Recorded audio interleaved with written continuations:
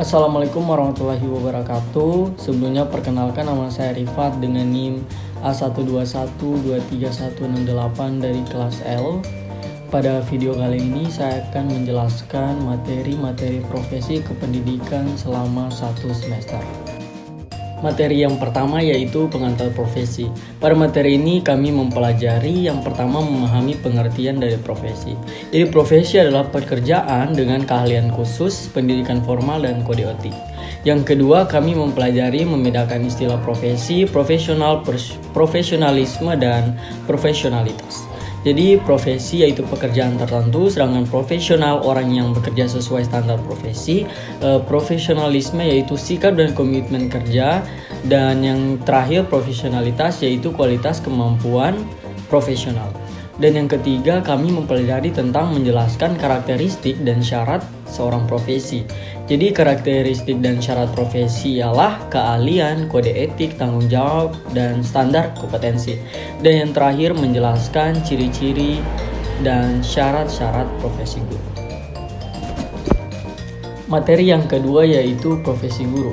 Pada materi ini kami mempelajari yang pertama menjelaskan sejarah singkat profesi guru di Indonesia pada masa era kolonial, masa kemerdekaan, dan masa modernisasi.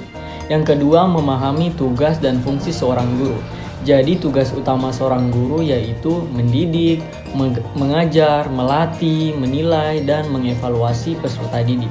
Yang ketiga, kami menjelaskan keterampilan-keterampilan dasar yang harus dimiliki oleh seorang guru. Yang pertama, keterampilan komunikasi atau bagaimana seorang guru menyampaikan materi secara efektif. Yang kedua, keterampilan mengelola kelas dan waktu, dan keterampilan memanfaatkan teknologi. Yang keempat, kami menjelaskan kompetensi yang harus dimiliki oleh seorang guru profesional, yaitu pedagogi, kepribadian, sosial, dan profesional.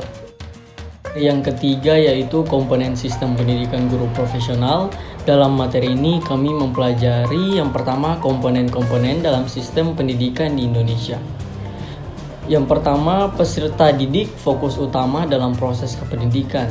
Yang kedua, pendidikan guru atau tenaga ajar lainnya, kurikulum sebagai landasan proses pengajaran, sarana dan prasarana, fasilitas pendukung pendidikan, lingkungan, dukungan sosial dan budaya.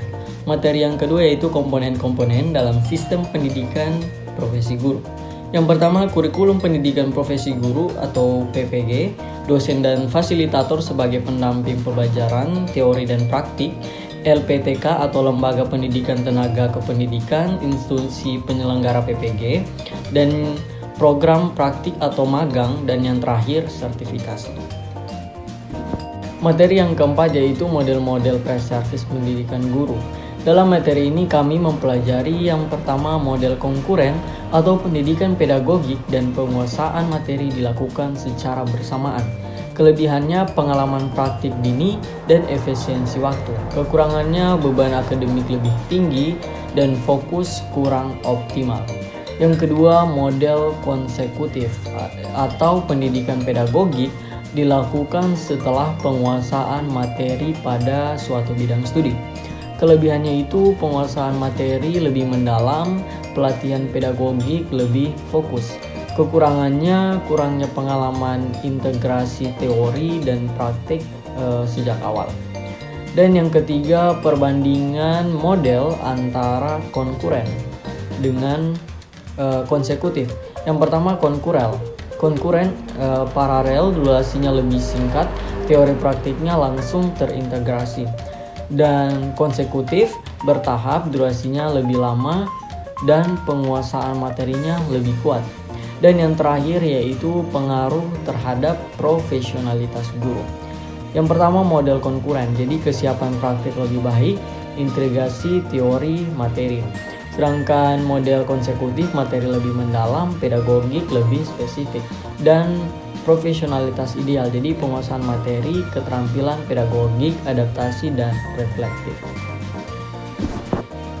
Yang kelima yaitu model-model in-service pendidikan guru dalam pengembangan kompetensi menuju profesionalisme. Pada materi ini kami mempelajari yang pertama menjelaskan makna in-service training dan upgrading. In-service training atau pelatihan bagi guru aktif untuk meningkatkan keterampilan dan pengetahuan.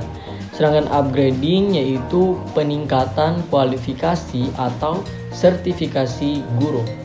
Yang kedua yaitu memahami pentingnya pendidikan latihan profesional guru melalui diklat in-service training dan upgrading.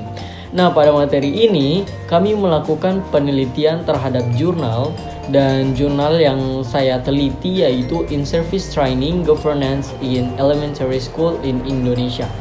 Dan yang terakhir yaitu menjelaskan sejauh mana model in-service dapat mengembangkan potensi menuju guru profesional.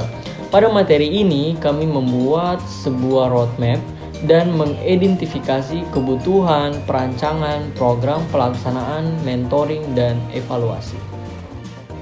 Yang keenam yaitu permasalahan-permasalahan dalam profesi guru. Pada materi ini kami mempelajari yang pertama menjelaskan beberapa tantangan dan permasalahan dalam pembelajaran, yaitu kesenjangan teknologi, kurangnya inovasi dalam metode pembelajaran, dan minimnya fasilitas dan pendukung.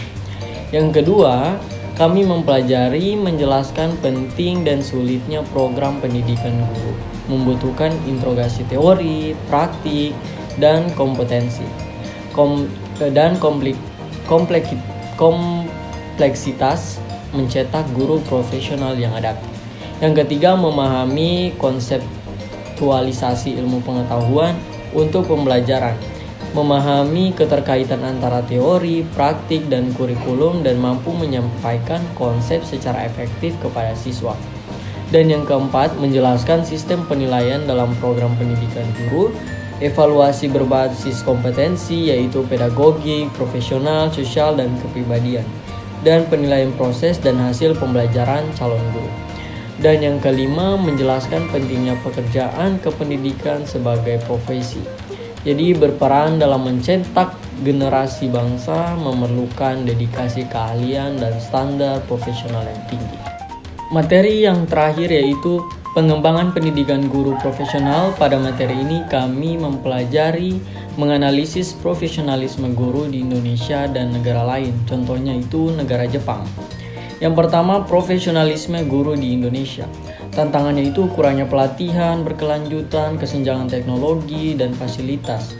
Upayanya yaitu program PPG, sertifikasi, dan pelatihan. Yang kedua, profesionalisme guru di Jepang.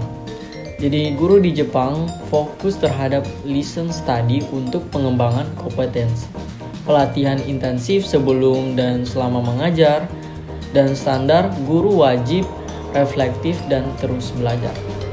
Jadi perbandingan Indonesia dan Jepang, yaitu yang pertama pelatihan, Jepang lebih konsisten dan berbasis praktik atau lesson study.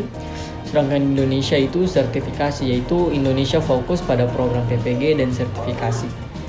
Jadi Jepang lebih mengutamakan kerja kolaboratif dan pembelajaran berkelanjutan. Sekian